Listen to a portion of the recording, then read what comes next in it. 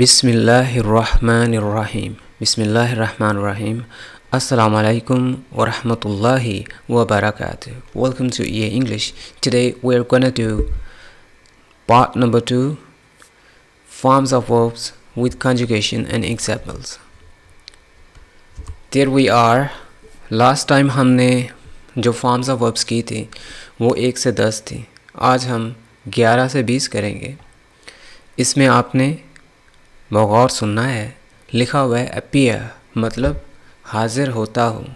अपने फ़िक्रे में भी आपने अगर कहना हो कि हाजिर होता हूँ या कोई आदमी हाजिर होता है तो उसका मतलब इस तरह से भी हो सकता है जैसे वो क्लास में बैठा है, क्लास को अटेंड करता है, क्लास के दिए गए पीरियड में आता है या एग्ज़ाम में वो बैठता है. फॉर एग्ज़ाम्पल अपीयर, मैं पेपर देता हूँ. अपीयर्ड, मैं हाजिर हुआ. और ये जब आपको माजी का कहना पड़ेगा कि मैं कल आया था या उस दिन तो मैं हाजिर हुआ था, वो वाला पेपर तो मैंने दिया था. सो आपने अपीयर नहीं कहना, आप बोलेंगे appeared. I appeared that day, I appeared that exams.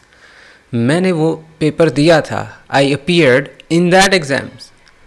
अगर आपने कहना हो कि मैं हाजिर हो चुका हूँ या फिर मैंने हाज़िरी दी हुई है, मैंने पेपर दिए हुए हैं, देन आप बोलेंगे आई हैव अपीयर्ड.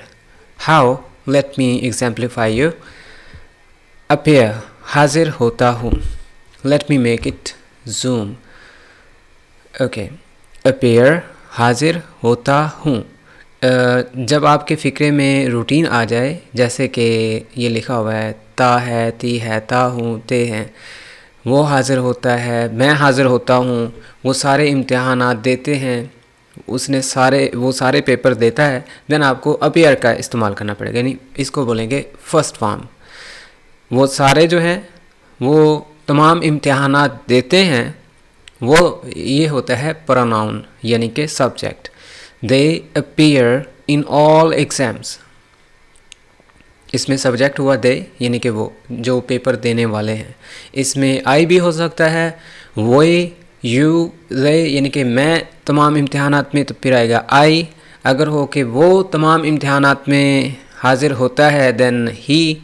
अगर हो कि हम तमाम इम्तिहानात में हाजिर होते हैं देन वे. इसमें है वो तमाम इम्तिहानात देते हैं, यानी वो तमाम पेपर देते हैं, वो तमाम इम्तिहानात में हाजिर होते हैं.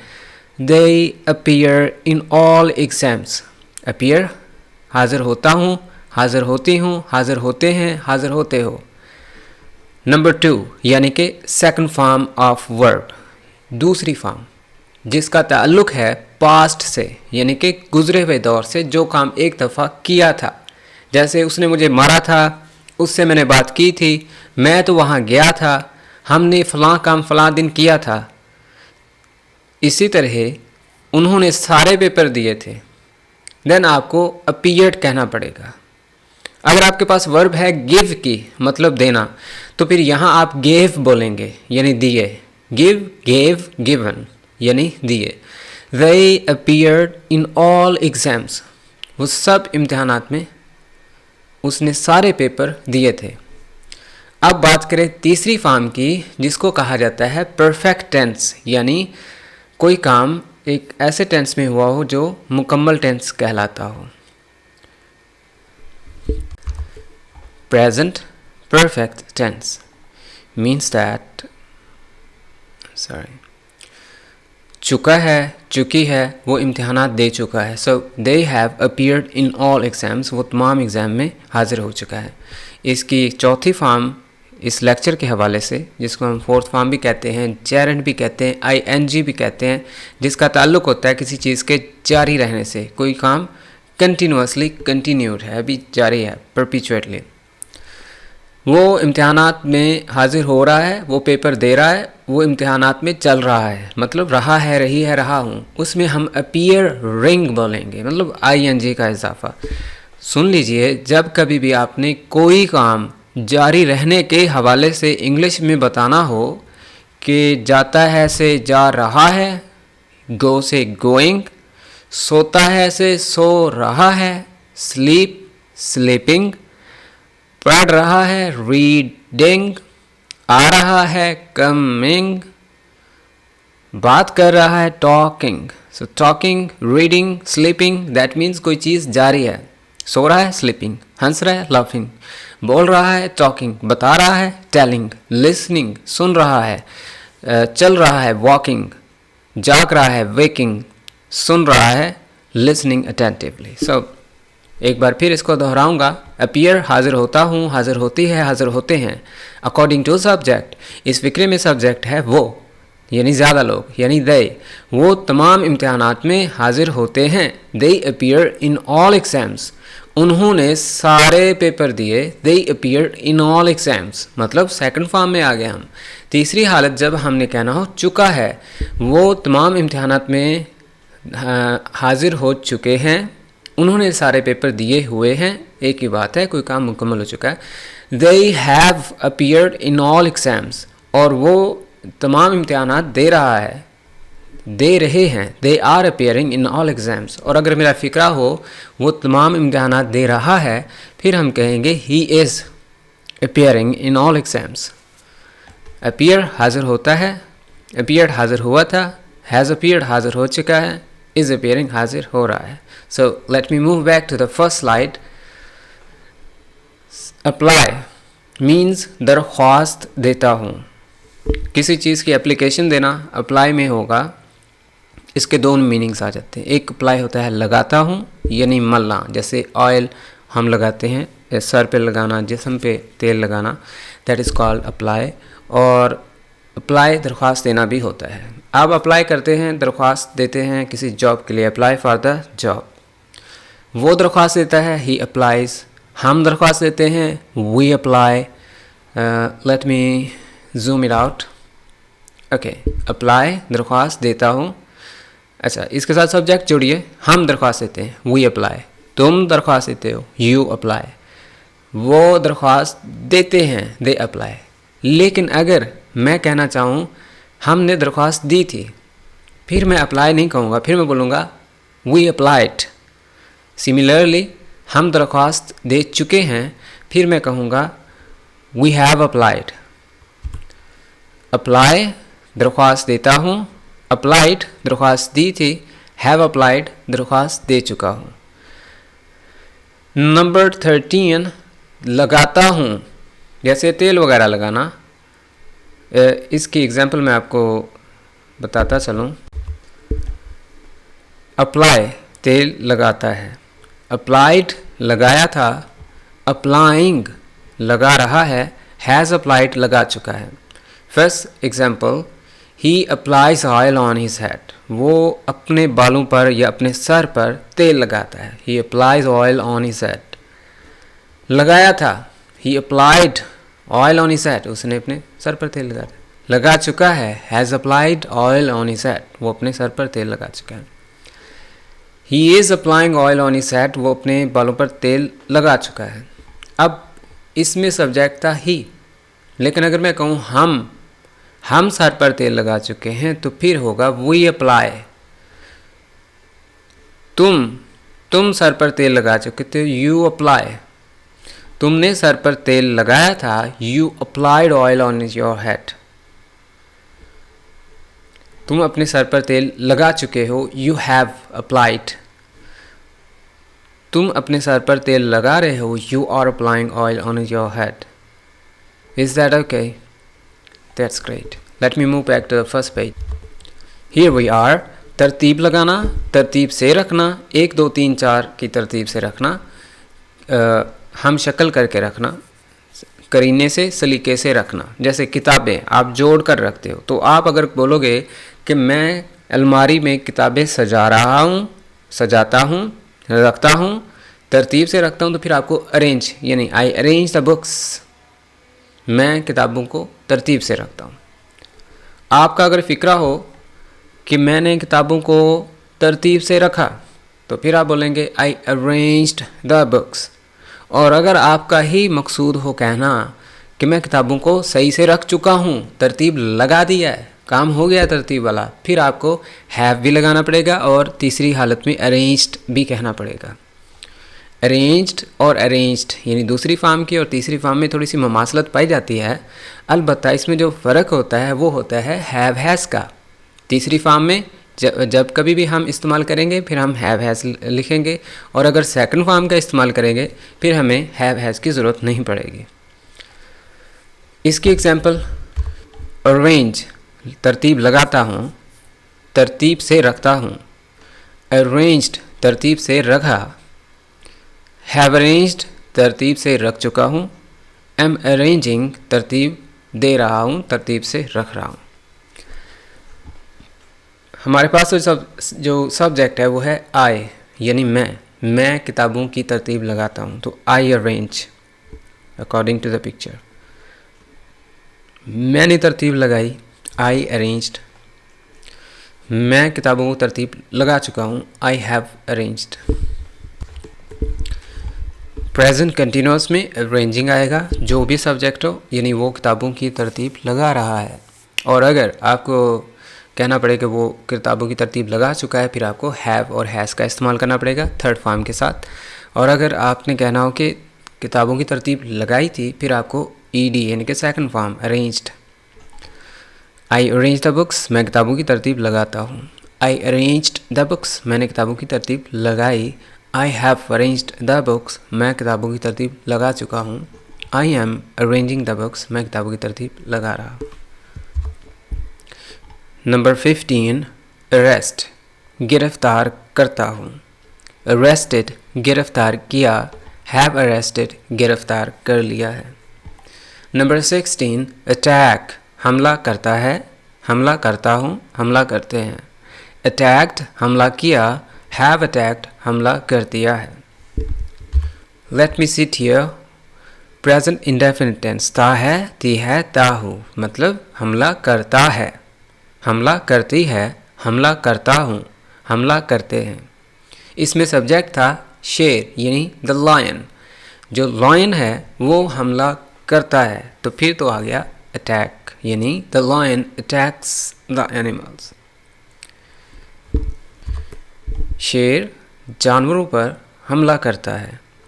The lion attacks the animals, शेर ने जानवरों पर हमला किया। पहले था अटैक, अब आ गया अटैक्ड।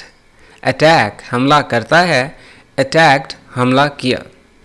अब मैं बात करूँगा हमला कर चुका है। The lion has attacked the animal, यानी थर्ड फॉर्म, उससे पहले हैव और हैज़। शेर जानवरों पर हमला कर रहा है। The lion is attacking the animals. ये तो हुआ सिर्फ और सिर्फ शेर। अगर इस शेर की अगर आपको बोला जाए कि एडजेक्टिव भी लिखो, यानी सब्जेक्ट की एडजेक्टिव भी बयान करें, इसमें मैं क्रूअल लायन लिख देता हूँ। द फ्रोशियस लायन यानी जालिम शेर, खौफनाक, खूनखार, brutal. The ferocious lion attacks the innocent animals. अब इनोसेंट एनिमल्स, जो एनिमल्स का इनोसेंट मैंने लिखा या बोला, वो हुआ मासूम जानवर, जानवरों का एडजेक्टिव। यानी ऑब्जेक्ट में जो नाउन आ रहा है एनिमल्स का, वो हुआ इनोसेंट यानी एडजेक्टिव। सब्जेक्ट यानी कि द लायन खुद ब खुद एक नाउन है, जैसे एनिमल एक नाउन है। सब्जेक्ट में भी नाउन आ सकता है और ऑब्जेक्ट में भी नाउन आ सकता है, वर्ब से पहले भी और वर्ब के बाद भी। यानी जो वर्ब से पहले होता है वो एक्शन करता है उस वर्ब को, और वर्ब के बाद जो हो रहा होता है वो वर्ब के नीचे होता है, उसके साथ वो एक्शन हो रहा होता है। जैसे अटैक करने वाला शेर है और अटैक जिस पर हो रहा है वो एनिमल है। दोनों आपस में सब्जेक्ट और ऑब्जेक्ट का रिश्ता तो रखते हैं, अलबत्ता ये नाउन है। नाउन के साथ एडजेक्टिव लगाना बिट इजी। कैसे? द क्रूअल लायन, जालिम शेर। द एनिमल्स यानी कि इनोसेंट एनिमल्स यानी एडजेक्टिव, जानवरों का एडजेक्टिव, मासूम जानवर। अब हम इसको एडजेक्टिव्स के साथ पढ़ते हैं। The cruel lion attacks the innocent animals. जालिम शेर मासूम जानवरों पर हमला करता है। The cruel lion attack the innocent animals. जालिम शेर ने मासूम जानवरों पर हमला किया। The cruel lion has attacked the innocent animals, जालिम शेर ने मासूम जानवरों पर हमला कर चुका है। The cruel lion is attacking the innocent animals, जालिम शेर मासूम जानवरों पर हमला कर रहा है। That is very easy. Let's move back to the main page. Attempt number 17, कोशिश करता हूँ, कोशिश करती हूँ, कोशिश करते हैं। अटेम्प्टेड कोशिश की यानी कोशिश की। हैव अटेम्प्टेड कोशिश कर ली है, कोशिश कर चुका हूँ। बेक पकाता हूँ, बेक्ड पकाया, हैव बेक्ड पका चुका हूँ या पका लिया है। Let me exemplify it to you.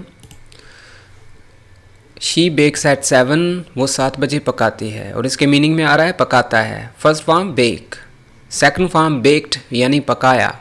She baked at 7 AM yesterday, उसने कल 7 बजे पकाया था। यहाँ पे क्या है, बेक यानी पकाती है। यहाँ पर क्या है, बेक्ड यानी पकाया। यहाँ पर तो है पकाती है, मतलब आज भी पकाती है, कल भी, हर रोज़ उसकी रूटीन, हर रोज़ पकाने की यही है 7 बजे। ये फ़िक्रा सुनकर ये फील होता है कि उसकी रूटीन है, शी बेक्स एट 7, वो 7 बजे पकाती है। लेकिन अगर हमने रिपोर्ट करना हो कि कल उसने 7 बजे या 8 बजे पकाया था, तो फिर मैं बेक नहीं बोलूँगा, बेक्ड बोलूँगा। She baked at 7 AM yesterday, उसने कल 7 बजे पकाया था। और अगर मैं कहूँ कि वो 7 बजे का पका चुकी है, she has baked means third form, she has baked, और इसको प्रेजेंट परफेक्ट टेंस बोलते हैं। और अगर मैं कहना चाहूँ वो 7 बजे पका रही, then I will say she is baking at 7 AM today. It's very easy. इसमें सब्जेक्ट कौन हुआ, शी। और अगर मैं कहूँ कि वो 7 बजे पकाता है, फिर मैं बोलूँगा ही बेक्स एट 7। हम 7 बजे पकाते हैं, वी बेक एट 7। मैं 7 बजे पकाता हूँ, आई बेक एट 7। तुम 7 बजे पकाते हो, you bake eight 7।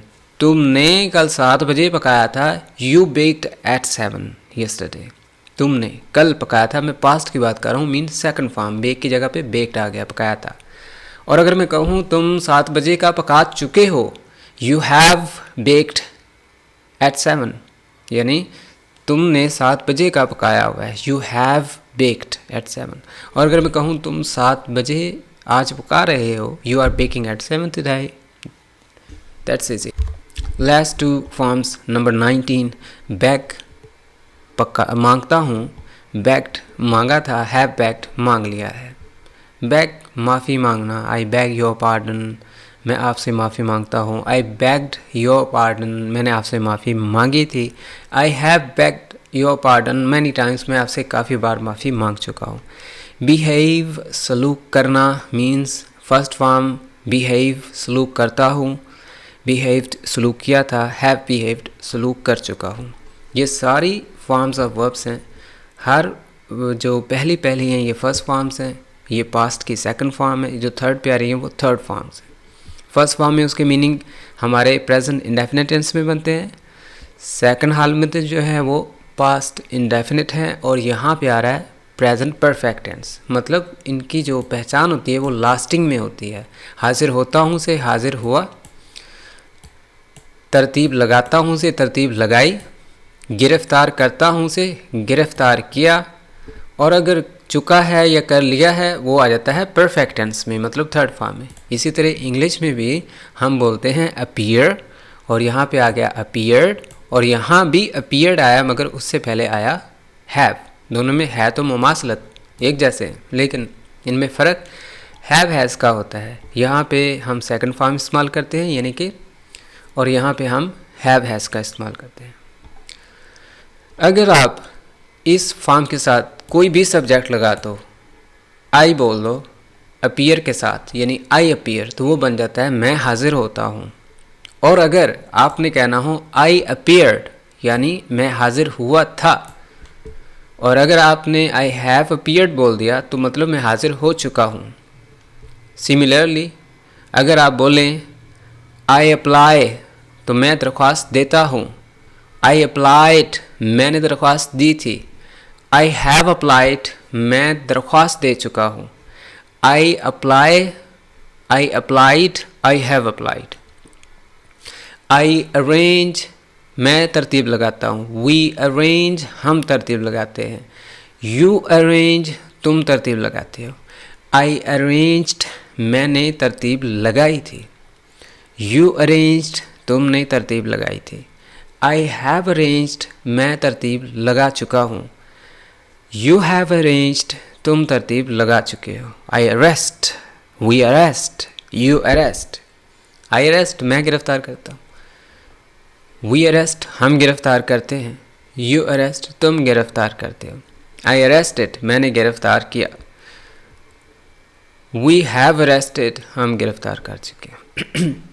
So this is the easy way and easy formula to complete your communication whenever you want to connect subject with any form that becomes like a sentence to make it easier to be English speaker. Have a good time. See you tomorrow with another part number 3, forms of verbs. Have a great time. See you soon. Allah Hafiz.